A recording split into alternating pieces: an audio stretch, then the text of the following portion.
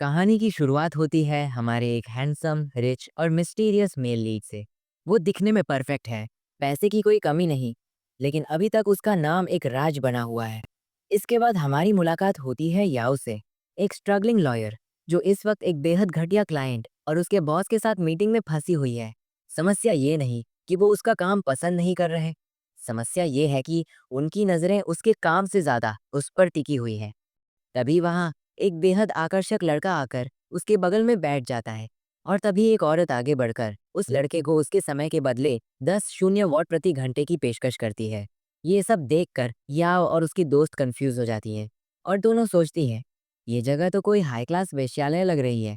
इसी बीच याओ का क्लाइंट हद पार कर देता है और उसे छूने की कोशिश करता है। बस यही याओ का सब्र टूट जाता है। वो गुस्से में अपना ड्रिंक उठाती है और सीधा उसके चेहरे पर फेंक देती है। बिना डरे, बिना सोचे, वो उसी वक्त अपनी नौकरी छोड़ देती है। कुछ समय बाद याओ उसी लड़के को देखती है जो एक बेंटली कार चलाते हुए निकल रहा होता है। याओ हैरान रह जाती है। उसके दिमाग में बस एक ही सवाल होता है, अगर ये सच में कॉल बॉय है तो इतनी महंगी कार आखिर किस पैसे से।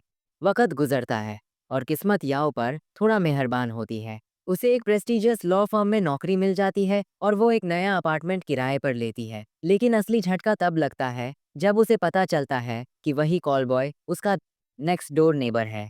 इतनी दौलत होने के बावजूद वो भी उसी छोटी सी इमारत में रहता है। दोनों एक ही समय पर अपने अपार्टमेंट पहुंचते हैं और वहीं से शुरू हो जाती है बहस। पहले कौन आया, अपार्टमेंट किसने पहले किराए पर लिया, दोनों अपने अपने कॉन्ट्रैक्ट दिखाते हैं और तब एहसास होता है कि दोनों ने सेम डेट पर अपार्टमेंट लिया है। अंदर जाने की जल्दी में याओ बचकानी सी हरकत करती है।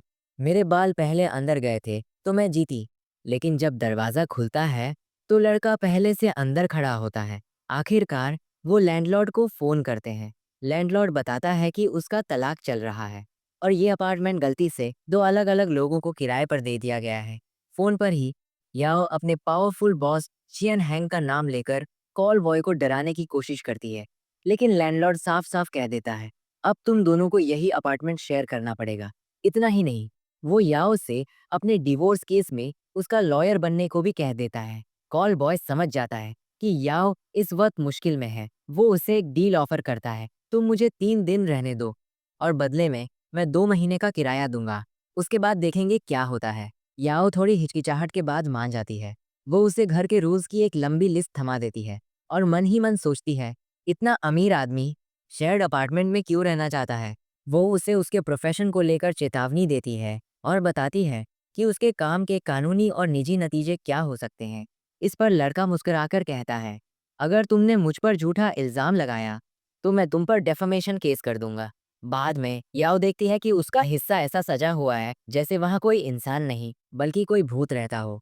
उसी रात वो गलती से उसे वीडियो कॉल पर किसी को लीगल एडवाइस देते हुए सुन लेती है। उसकी बातें सुनकर याओ दंग रह जाती है। इतनी गहरी लीगल नॉलेज उसने किसी कॉल बॉय में कभी नहीं देखी थी। लेकिन तभी वो उसे रंगे हाथों पकड़ लेता है और सीधे पूछता है, तुम मुझे सुन रही थी। याओ उस हैंडसम कॉल बॉय को बैठा कर समझाने लगती है कि उसे कोई रियल जॉब करनी चाहिए और इज्जत के साथ अपनी जिंदगी चलानी चाहिए। लेक्चर सुनते सुनते वो चुपचाप वहां से चला जाता है। उसके जाने के बाद याओ पूरे घर को सैनिटाइज करने लगती है। ये देखने को मिलता है। देखकर वो चिढ़ जाता है और कहता है, अगर साफ ही करना है तो हर कोना ठीक से साफ करो। कुछ देर बाद वूजिन के एक फोन कॉल से चानो की असली पहचान सामने आ जाती है। वो कोई मामूली इंसान नहीं, वो शिंग लॉ फर्म का को फाउंडर है।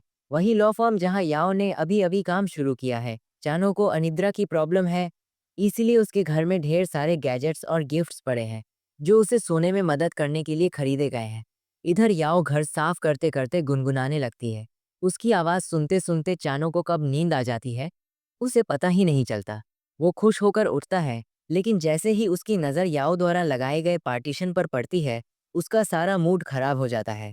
अगले दिन याओ अपनी नई नौकरी ज्वाइन करती है, लेकिन उसे ये जानकर डर लग जाता है कि उसका बॉस कियान हैंग असिस्टेंट्स को निकालने के लिए काफ़ी मशहूर है। उसे उसका ऑफिस दिखाया जाता है जो नाराज क्लाइंट्स द्वारा भेजी गई अजीब अजीब चीज़ों से भरा होता है, एक रबर स्नेक, एक नाइफ और यहाँ तक कि एक स्कल भी। तभी चान अंदर आता है और याओ ये देखकर शर्मिंदा हो जाती है कि वो वही कॉल बॉय है जिसे उसने कल ही डांटा था। चान उससे पूछता है, तुम्हें मेरे बारे में ऐसी सोच कैसे बनी? याओ बताती है कि उसने उसे एक औरत के साथ पैसे को लेकर बात करते हुए सुना था। चान शांति से जवाब देता है, वो मेरी माँ थी। याओ अपनी दोस्त टिंग को पूरी कहानी बताती है, लेकिन तभी उसे चान के कमरे से कुछ अजीब सी आवाजें सुनाई देने लगती हैं। उसका कमरा वैसे भी किसी हॉन्टेड हाउस की तरह सजा हुआ है, तो याओ डर जाती है। अचानक एक स्टूल टूट जाता है। आवाज सुनते ही चान वहां आ जाता है। याओ बहाने बनाकर उसे बाहर रोकने की कोशिश करती है, लेकिन वो अपने कमरे में जाता है और जोर से चिल्ला उठता है।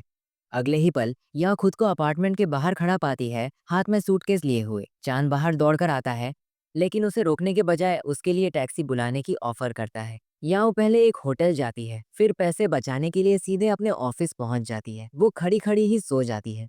ऑफिस के बाहर खड़े होकर याओ सोचती है, इतनी रात में यहाँ आने की हिम्मत कौन करेगा।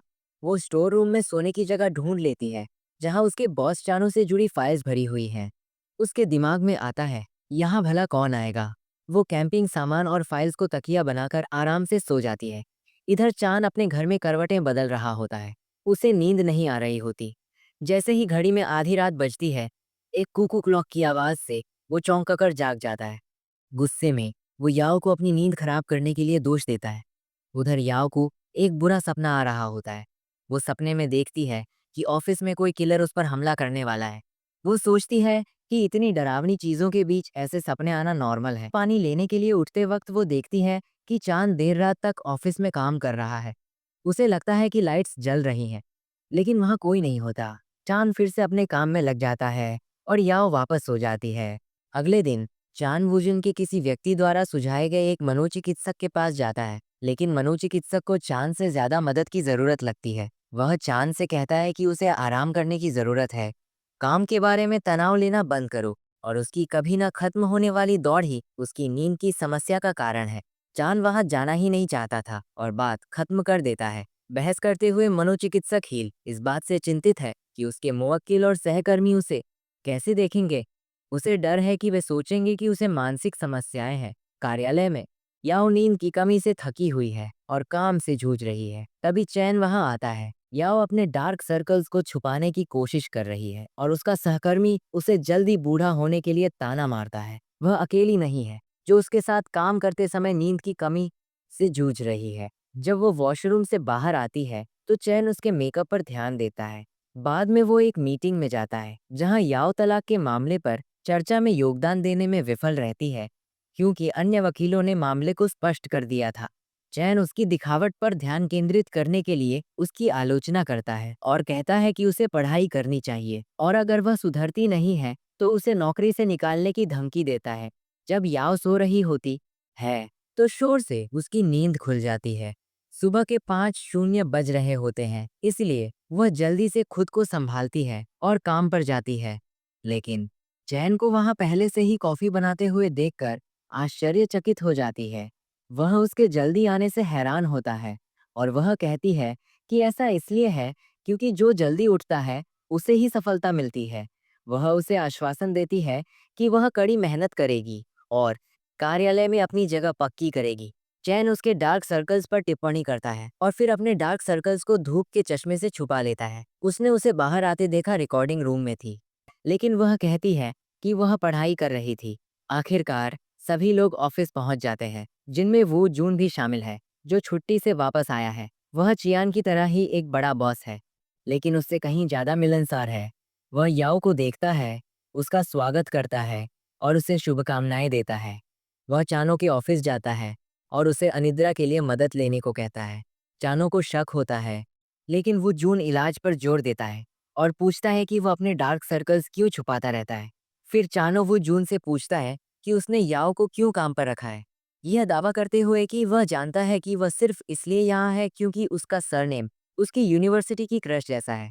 वह अंदाजा लगाता है कि शायद वह उसकी बहन है। याओ चानो के जाने का इंतजार करती है ताकि वह सो सके, लेकिन वह ओवरटाइम काम कर रहा होता है।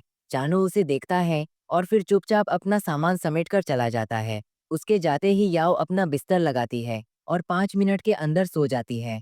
चानो शक करते हुए लौटता है और स्टोर रूम में जाता है, जहां उसे याओ गहरी मानेविकर नींद में सोती हुई मिलती है। वह उसे जगाता है और वह दया की भीख मांगती है, 2 दिन रुकने की अनुमति मांगती है।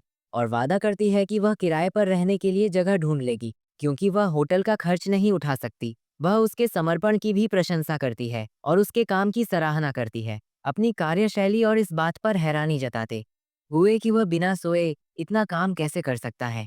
चैन नींद के लिए बेताब होकर मान जाता है और चला जाता है, लेकिन वह वापस लौट आता है।